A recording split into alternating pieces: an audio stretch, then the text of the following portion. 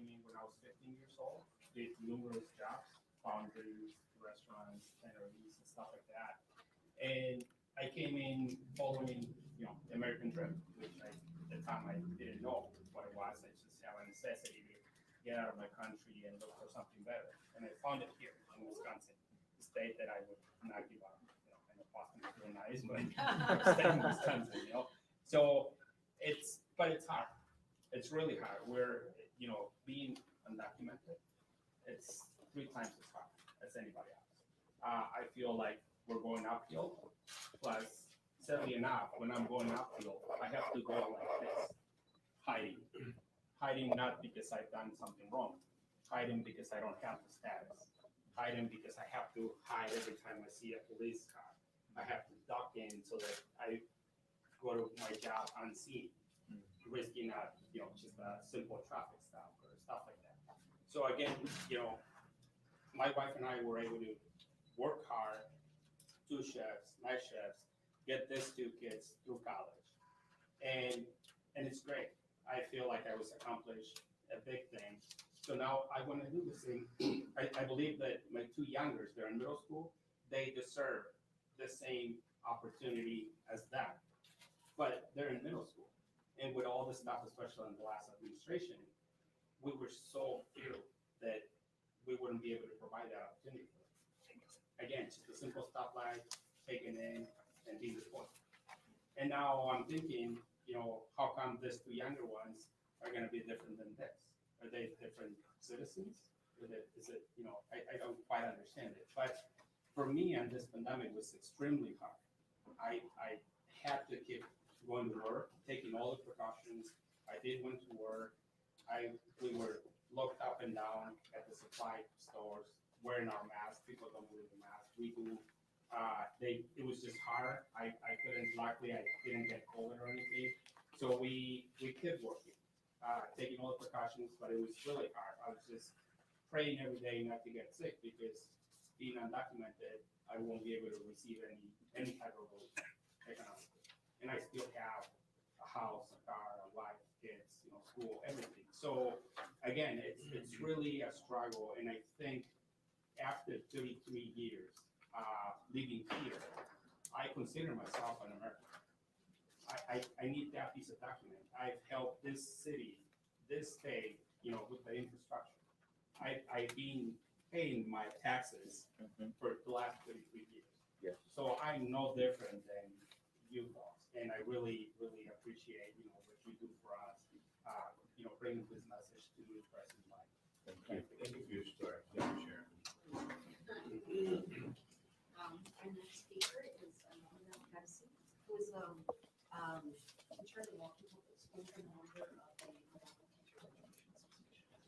Yes, so I am the proud daughter of 2 immigrant workers that my dad was here next to me. And let me just tell you that being undocumented brings a lot of hardships on myself. Right? You've heard Eduardo, you're going to hear me, you're going to hear everybody else. My college experience is a great example of that. We cannot apply for FAFSA. We are labeled as temporary residents, not U.S. citizens or permanent residents. Therefore, we cannot get the financial support aid from the federal government. We literally have to work our way through college. That's tiring. I'm not able to really have that full college experience because I wanted to be able to hang out with all my friends as anybody else would, but I would have to finish my classes, go straight to work till like 10, 11 at night and start the routine all over again. 4 years, that's very tiring. And also having to commute because that's the best way possible. I couldn't stay on campus. It was too expensive. How is that fair? I felt like I was different, very different from everybody else who was in college. Now, if we look into the pandemic, I was able to graduate and get a job right away after college. Well, I couldn't finish my first year of teaching as I wanted to. I felt scared, lost, worried, not knowing what would be of us, the country, what would be of me, especially because we were waiting for that response to the Supreme Court on Trump's decision to want to remove that. I was fearful that I wasn't going to be able to go back into my job because of what one man dictated about us. It was a lot of emotion. Then coming up this school year, teaching virtually hasn't been the best. Nobody signed up for this, right? We didn't know what we were doing. Teachers were really scrambling all the resources that they could get to teach these kiddos from home. I felt limited. I didn't know what I was doing most of the time. We are just rolling with the punches as always, right? Teachers are always doing their best for the kids. And it was a lot. And now that we're now back in person, we're teaching both virtual and in person at the same time. This concurrent teaching that we're doing is not possible. It's impossible. I don't know if I'm doing what I'm supposed to be doing. Nobody knows, not even administration. It was like we're just rolling with the punches. It's been very tiring. I'm starting to feel that teacher burnout people keep talking about just in my second year. I mean, great, it's gonna look great in my resume, say, hey, she taught concurrent teaching, but is it really successful as they say it is? It isn't. Maybe you could just briefly describe like the composition of the students that you want. So many of them they come from low income, so they're black and brown. I work with bilingual kids, so the resources itself are already limited, so just imagine me working with them because they have no access to Wi-Fi. We have some hotspots and PS provided. They're not helpful, especially if they have more than 2-3 siblings using the same hotspot. That's very tiring for me to, have to repeat myself over and over because the Wi-Fi connection keeps going on and on. Situation at home with the kids is different. They all have a different family environment. Some kids literally have to stay home by themselves because parents have to work. Now, who's caring for those kids? Nobody. No, I'm scared for them because I don't know what's happening at home. Communication is really low. It was really low. So I'm thankful we're back in person, but it's been a lot. I shouldn't have to, as a DACA recipient, need to apply for DACA every 2 years. I shouldn't have to pay this $495 fee every 2 years. I shouldn't have to be fearful that that DACA should be removed because of the president. Someone has to remove us. Therefore, I'm really thinking, I really hope that you listen to what we have to say today because citizenship is needed for us. Our next speaker is Roberto, who Alondra told me the very first marches in 2006, she was a child during those marches. It was actually my younger sister. Was your younger sister? Little Okay, one. doesn't make me feel as Little old. one. Okay. And so Gilberto, and so Alondra's gonna translate some stuff. Mi nombre es Gilberto García, venimos de México. Llegamos a este país para trabajar, para tener una vida más digna con mi familia. Criado a mis dos niñas pequeñas, Alondra y Luna, hoy de 2 años y las fechas. Llegamos aquí para. So, my name is Roberto Garcia. I come from Mexico. We brought, me and my middle sister to the United States for a better life. Llegamos a este país para tener una vida más digna. Empezamos a trabajar pues, prácticamente 2 trabajos. Salíamos uno y llegamos temprano a otro. Mi esposa en ese tiempo se quedaba a cuidar a mis niñas pequeñas. Con el tiempo mis hijas quisieron estudiar, yo las apoyé. Se pone más difícil cuando no vives. Gracias a Dios ellas tuvieron la oportunidad de salir adelante. Se recibieron de maestra bilingüe y mi otra hija con mucho esfuerzo, con mucho sacrificio. So, both my parents, him and his wife were working, right? So it was hard. He was able to provide for me and my sister, and we were able to finish college, but we're struggling and working 2 jobs at the same time. That's a lot on them. The fear of not being able to help them as they want to help us because of status and not being able to drive. Con el tiempo, hace un par de años tuve un implante de rodilla. Se nos puso más difícil para familia, ya que no tenemos un estatus aquí, pues no había ingresos. So he had a knee transplant, so knee replacement, so it's made out of metal, and he was forced to stay out of work, right, 6 months. He had to push himself to go back to work after 3 months because he wasn't willing to, lose that income that was coming to the family. He had to provide for his daughters. My middle sister wanted to quit college because she wanted to help the family, so he was like, no, I cannot let that happen. We need to keep going to college and finish. Me dan 6 meses de recuperación. La necesidad me hace volver al trabajo 3 meses antes de mi recuperación. Empezamos a trabajar con mucha urgencia, con mucho dolor, aún en contra del tiempo, fuertes dolores, pero tenemos que trabajar para seguir llevando el sustento a la familia, ya que eso puede constituir un poco para luchar por el llevar el sustento a la casa. Mi hija ya empezó a trabajar, pero se me hacía difícil pedir el dinero. Así que yo tuve que salir a luchar. Entonces, llega la pandemia, se nos hace más difícil. No había ingresos, no había nada. Pierdo mis trabajos, no había trabajo.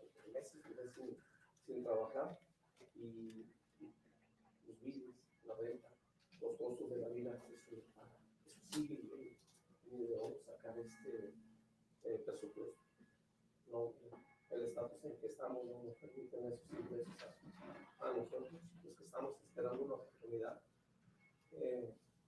Gracias a Dios regresamos al trabajo. Desafortunadamente en el trabajo, estando trabajando una persona me contagia del virus. Cerramos otra vez y ya pasar en carencias. Y es difícil, pero tenemos que salir adelante. So pandemic hits, and it's hard for him to have a stable job. The factories that he's working at, companies are closing down. Sadly, he ended up getting coronavirus through work, so he brings that to the family. We all have to stay home for 2 weeks. We're losing income that's coming in. How are we going to sustain the family? Luckily, we have family who help out. But what if we didn't? What would we do? What would be our situation? Because of our status, they can file for unemployment, but my sister and I can't. There's a division in families. Maybe just one other little part, that he had his knee replaced and the doctor had given him 6 months. And after 3 months, he had to go back to work because of the necessity. And because of his status. So just working through pain, as his father had taught him to just have to keep moving forward.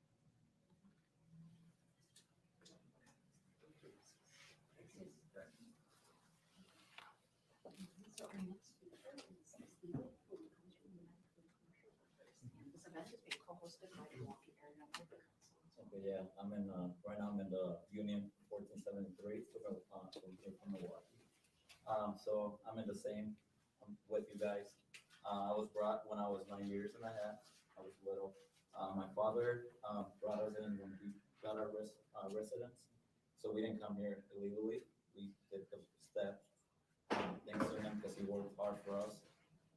So I got here 9 and a half. I was really young, not speaking English. I had to go to school. It was really hard for me going to school, not knowing nothing and not even one word of English. And I'm really thankful to my father that got us the residence. So I've been applying for the U.S. citizenship since a year already, and I haven't heard nothing back from them. I received the check, they received the payment, and then I received they received my. They don't have. I don't have to go there for the fingerprint. They already have it for me. And I've been waiting for almost a year, and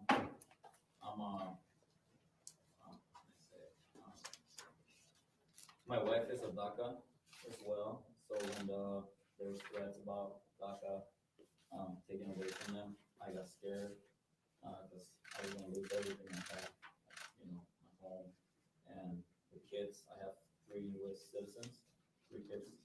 So, that scared me, and we will thank you if you do something about it. That'd be great. But yeah, we're scared for it. And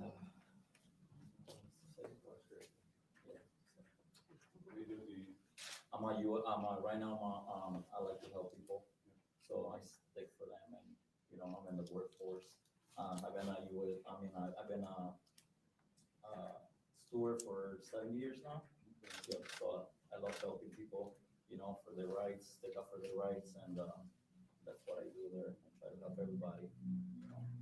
So, yep. So our next speaker is Gabby Benedict, who is a teacher at Madison Teachers Incorporated. So my name is Jackie. I was graduate teacher when I was 8 years old. And luckily through hard work and dedication, both of myself and the people around me, was able to fulfill my dream of becoming a teacher. The reason why I wanted to become a teacher was because I didn't see myself always represented in my classroom. So I wanted kids to see someone out there who was an immigrant, who was Latina, who was a trans woman. I wanted that sort of representation for them to know that, this too is possible for you. So when I first came to this country though, things weren't always really easy.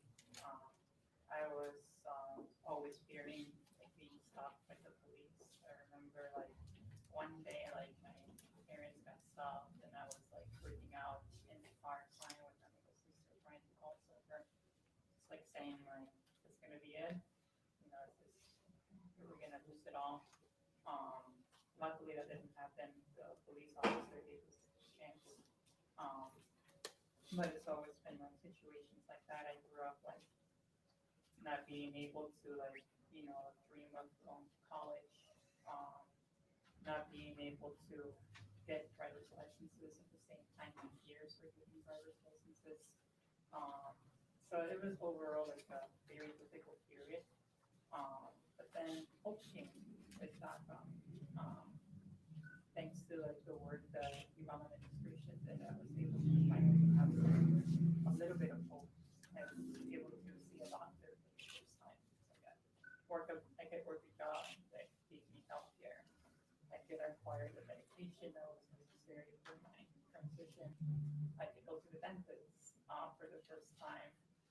All these little things that I feel that when we have citizenship, people just take for granted.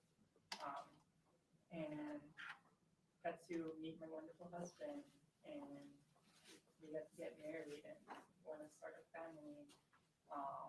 But then when the Trump administration came, I became really fearful that it could result of that I could potentially be sent back to a country where I didn't know how to navigate the system as a trans person, where violence against people like me is very, very high. So I became really, really fearful for my life and what was going to become of my life. But then we were so glad because that chapter got defeated through the power of organizing groups like Voces, who really tried to help make the Biden administration happen. So right now, basically, I still feel though that even though we accomplished all these things together, my life is still in limbo in some ways. You don't know if you get out of the wrong place at the wrong time, you could possibly lose it all. And that's why this idea of citizenship for all is really, really, really important to me. Because I want to have the security of knowing that I too can form a family, that I too can not fear violence by the threat of being sent back to my home country. So, and just like, and knowing that, that people have brought up DACA a lot and the renewal fees, just like the security of knowing that, that if, that I don't have to do this renewal process constantly, because it's become really expensive, especially in a time where we're all kind of like, there's a lot of economic suffering right now, knowing that, my job will be secure, knowing that I can continue leading in my schools, serving my community, and working with kids who have honestly like, made my life like, so much better. Like I get up, going to work every day brings me so much joy because I know there's like a trans child who told me, who would tell me like, I feel comfortable coming out to my parents because of you. Or an immigrant child like coming to me like being like, like I didn't know like immigrants could also be teachers. Like, so that's mostly what I'm here for. I want to keep standing for our communities, and I know that y'all are already considering their communities making their decisions, but feels like everybody needs to keep hearing these stories.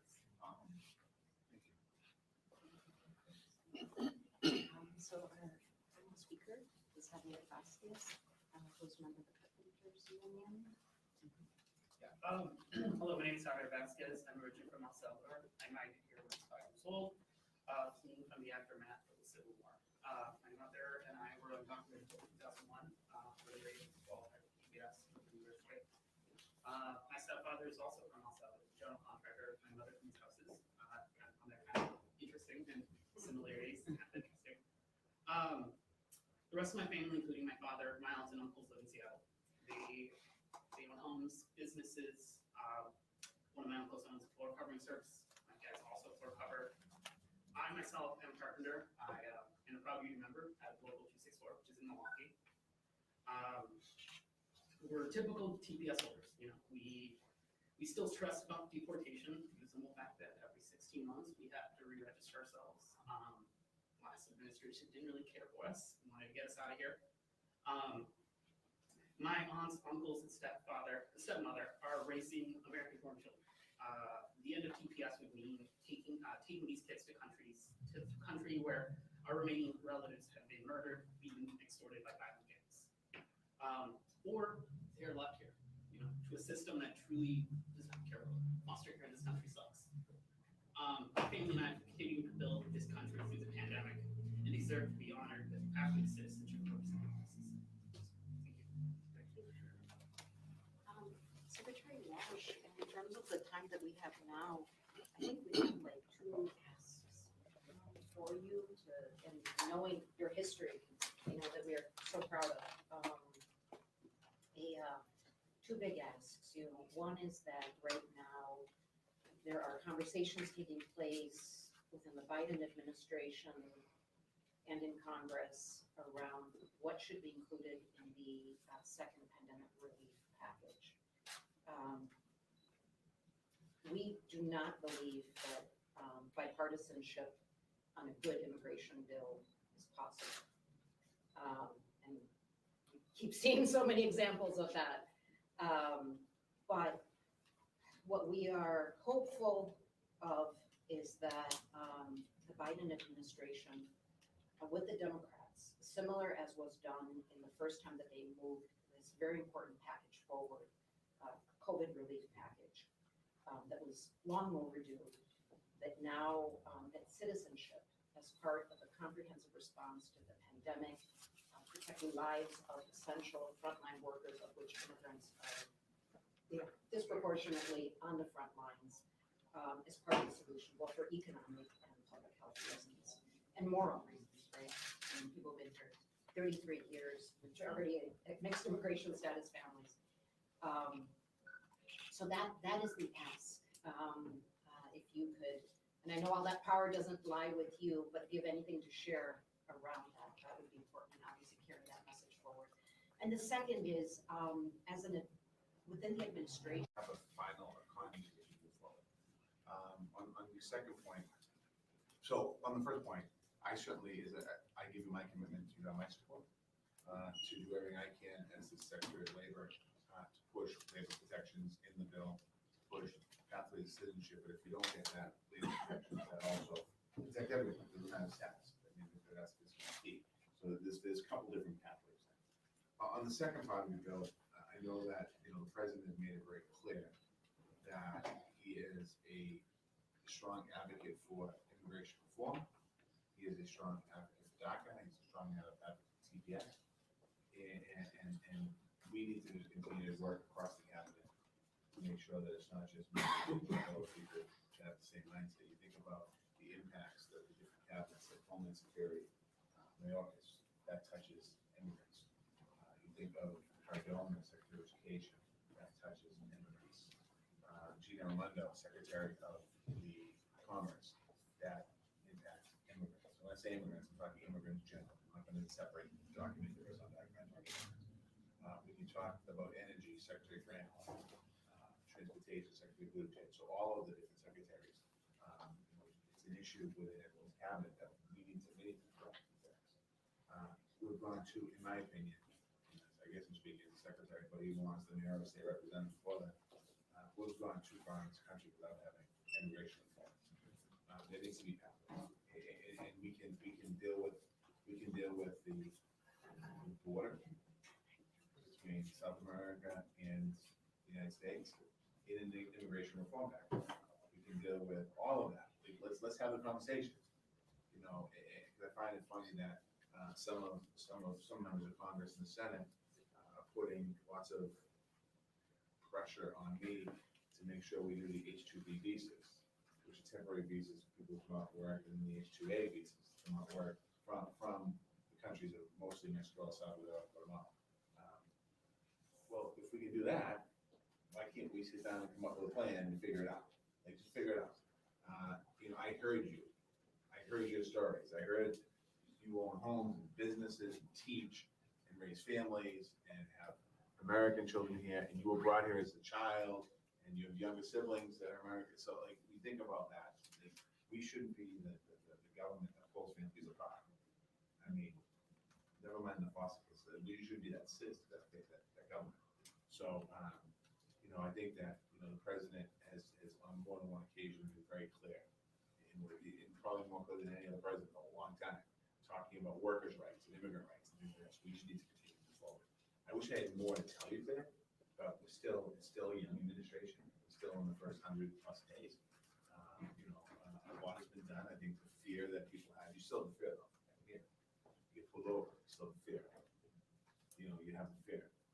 So nobody living here should have that fear that they're working, paying taxes, raising a family, putting food on the table, educating our youth, building our homes, representing our workers. Shouldn't be worrying about being employed. That shouldn't be the case. So I'm going to take this back. I'll go back to DC and talk to. I'll talk to the president sometime. And the vice president too, for the past. They're a team, so we're going to talk about it.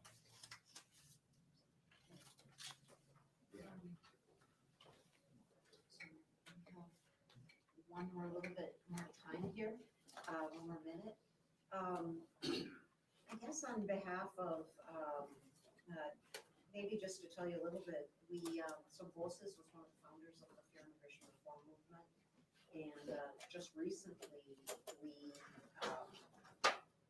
did a statewide tour where we carried a torch that was made by one of our artists, immigrant essential workers, Susie Behera, who works in a factory that worked through the pandemic. So she made this torch that we took throughout, elevating, as you heard here, the different voices throughout Wisconsin of immigrant essential workers, so that people would recognize that these are also the essential workers, not just the nurses and other frontline workers.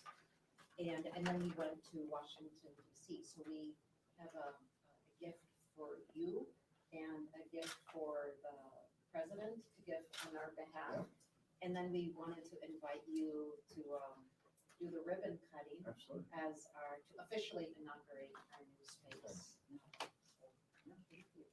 I'm excited about that. When I saw ribbon cutting, I'm like, ribbon cutting? Don't get nervous. A lot of ribbons in Boston. or immigrant organizations in the city of Washington? The organization that we work with at the national level is Mascot. I was part of the COSH groups, Oh, that's right, but then it's also the Massachusetts Immigrant Rights Coalition. Yeah, they used to do a lot of work as a state rep and as. Yes, Mira. Yeah, oh, yeah, Mira did great. Eva, Yes, yeah, she's the best. yes. She should run for office. Yes, she should. Yes, she should. She's from there now, I'm done. Well, again, and thank you for your tremendous leadership through very hard times, I must say, and hopefully now, in better. No, I appreciate it. And I just want to give a shout out and thank you to the press for covering this today. You know, you don't often get thanked and criticized a lot of times, but thank you for covering this. This is an important issue.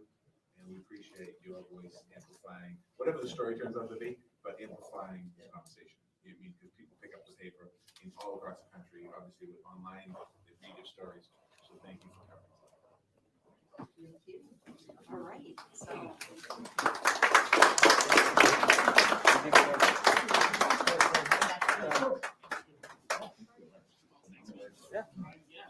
See. So, I should say that at the very end. Yep. I'll get one now, I'll get one for you. Well, okay, so, all right.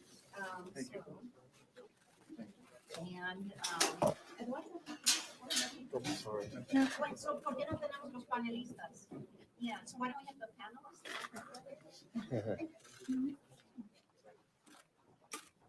What are we looking right now? I don't know. Sure, From right to sure, left, first, right? That's what you said. Take care of us now, Right to good left. picture.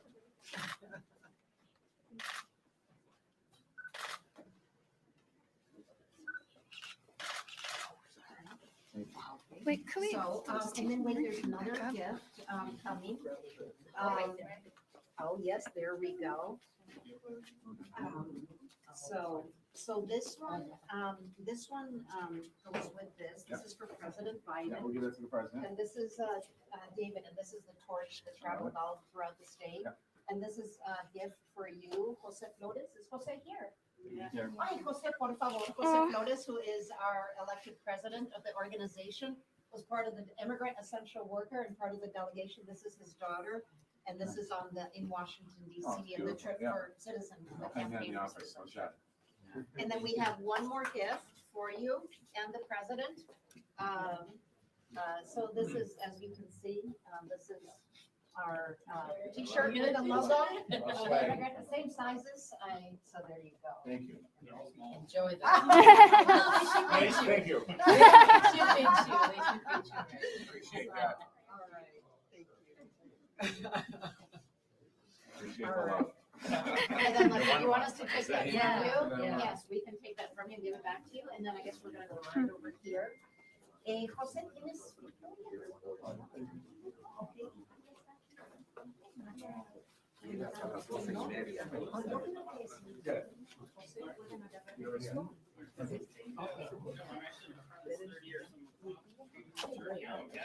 Okay. So we're gonna, and then what we'll do is, because we're gonna do photos at the end too, si pueden ponerse aquí como, I said, like, if we could all like stand like in a semicircle here, we're gonna do ribbon cutting there. So Karina y José, si quieren agarrar el bastón. Y creo que me dijeron no lo jales. Y si los demás, por favor, se pueden poner en el semicirculo. And if the media would like to go outside, we're gonna do the ribbon cutting, however you like. Right here. Okay. Y tenemos los. Would you mind taking one of Nina's CVs? Awesome, thank you.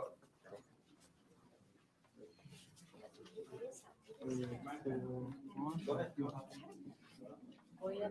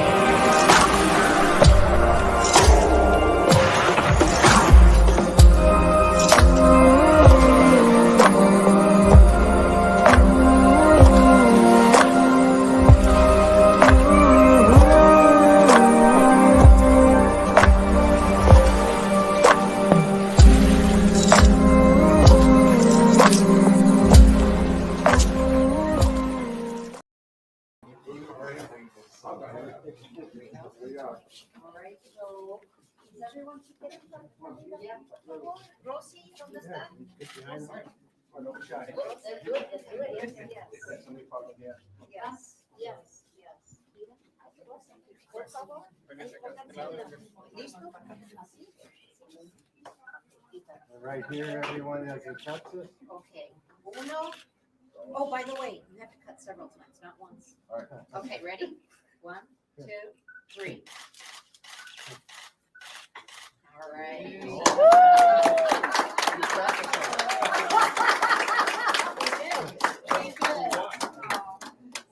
Thank you so much. And Secretary Labor Walsh, this is my mom, who actually was one of the building Aw. committee. Worked for 6 years to find this place. My mom's a retired teacher from MPS.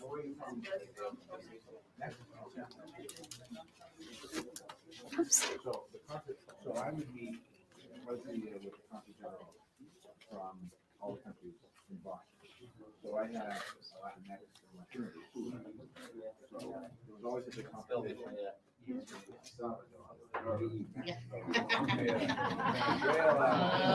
I had. We are competitive. I couldn't like, I didn't take a In soccer at work. Yeah. You know, like Colombians are crazy about this, you know, I was like, oh my God. Coffee. No coffee, it was all soccer, all football. You know? Well,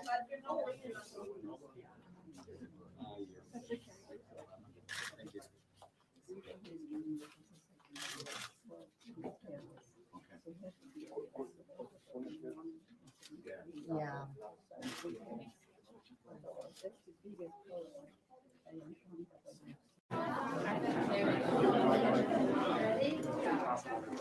Right here, guys. si se puede. Si se puede. Great, thank you.